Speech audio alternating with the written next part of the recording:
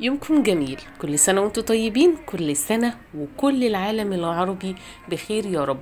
وكل سنة وكل اخواتنا في غزة وفلسطين منصورين دايما وفي سعادة، ويا رب فك كربهم بحق الأيام الجميلة اللي احنا فيها.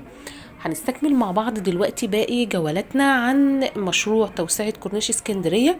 كتير من متابعيني واخواتي الأعزاء على القناة بعتولي رسائل خاصة، عايزين يعرفوا اكتر عن مشروع توسعة الكورنيش. معلش الفترة اللي فاتت كنت متغيبة عنكم شوية بسبب تعب شوية. هنستكمل مع بعض دلوقتي ونشوف اخر التطورات عن مشروع توسعة كورنيش اسكندرية. هنبدأ من اول سور المنتزه زي ما حضراتكم شايفين، دي المنظرة. وانا لما صورت كان التصوير تقريبا امبارح، لكن لظروف خاصه طبعا باين على صوتي ان انا كنت تعبانه جدا فصورت النهارده.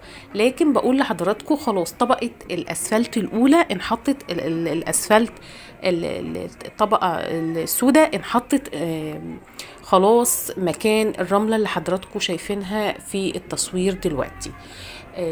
عايزه اقول لحضراتكم اللي انتوا شايفينه ده في الفيديو، ده اول شاطئ افتتح معانا في مشروع توسعة كورنيش اسكندرية، وهو شاطئ المنظرة تبع القوات المسلحة.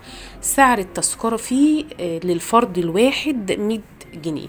100 جنيه دولك بتدفعهم حضرتك وانت داخل تذكرة شاملة كرسي وترابيزة وشمسية. ناس كتيرة هتقول الشاطئ غالي جدا. هو شاطئ غالي، هو لا يتبع الإدارة المركزية، هو يتبع القوات المسلحة. يعني شاطئ خاص. كان السنة اللي فاتت ب75 جنيه قبل التطوير وقبل مشروع التوسعة. كان شاطئ القوات المسلحة اللي هو كان تقريبا موبيتش، كان اسمه موبيتش.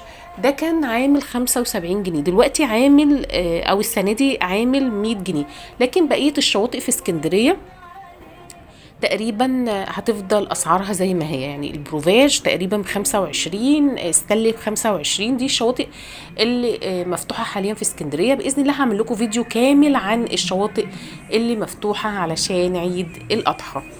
زي ما حضراتكم شايفين الشغل في مشروع توسعة كورنيش اسكندرية على قدم وساق، وبيشتغلوا بصراحة بجهد جامد جدا. خلاص الشواطئ اللي حضراتكم شايفينها دي كلها السور خلاص يعتبر كده خلاص، او المشروع يعتبر بالظبط 90% منه اكتمل. الشواطئ اللي حضراتكم شايفينها دي كلها خلاص تعتبر اكتملت.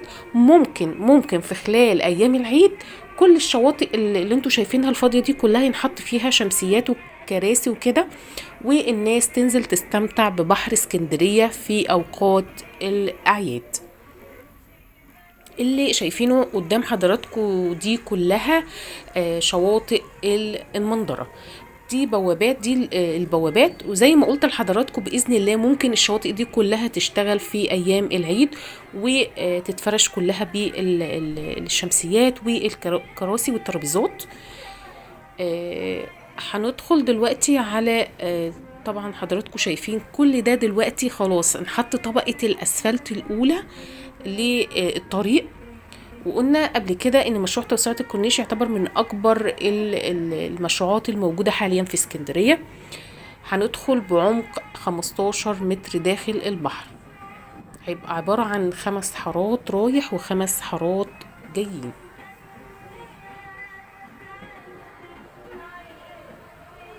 طبعا الشغل على قدم وساق زي ما قلت لحضراتكم في المشروع علشان خاطر نلحق السيزون ونلحق الصيف بإذن الله. الطريق هيكون واسع جدا، هيكون جميل جدا، لان هو هيمنع زي ما قلت لحضراتكم قبل كده الازدحام المروري اللي كان بيحصل في ايام الصيف وازدحام المصيفين على كورنيش وبحر اسكندرية. اعمال التكريت والسفلتة كل ده دلوقتي نحط عليه طبقة الأسفلت، لأن التصوير كان امبارح.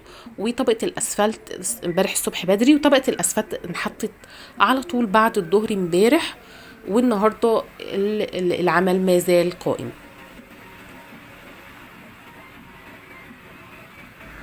يعني بإذن الله كلها بالظبط كده ممكن 10 أيام 15 يوم بالكتير هيكون الطريق جاهز للمصيفين.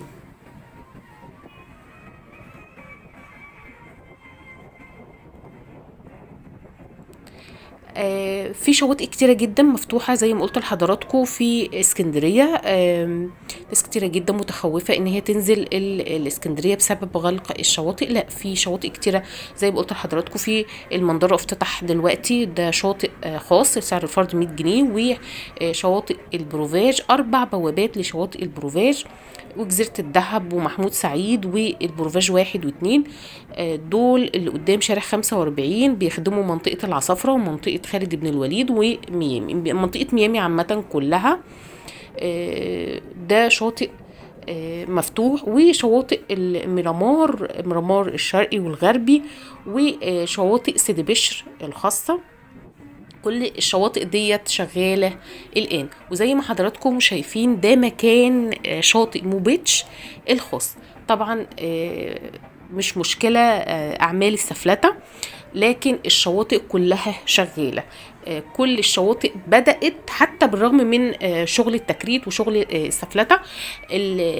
الشمسيات والكراسي كل حاجة تخص المصيف بدأت تظهر قدامنا دلوقتي في الفيديو علشان خاطر الاستعدادات الأولى لأعياد الأضحى المبارك. هنتكلم اكتر عن الشواطئ زي ما قلت لحضراتكم. شواطئ سيدي بشر شغالة، وكمان شاطئ استلي السياحي شغال حاليا دلوقتي برضو. سعر التذكرة فيه 25 جنيه لان هو شاطئ سياحي زي البروفاج بالظبط. شواطئ في بحري كلها شغالة. شواطئ سيد درويش، الأنفوشي، واحد، المميز، والخدمة لمن يطلبها. كل الشواطئ في بحري شغالة.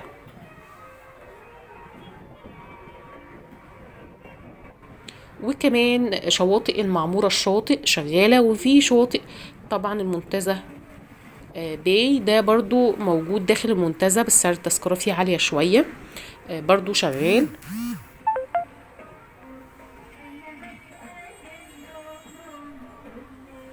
احنا كده دخلنا على العصافرة،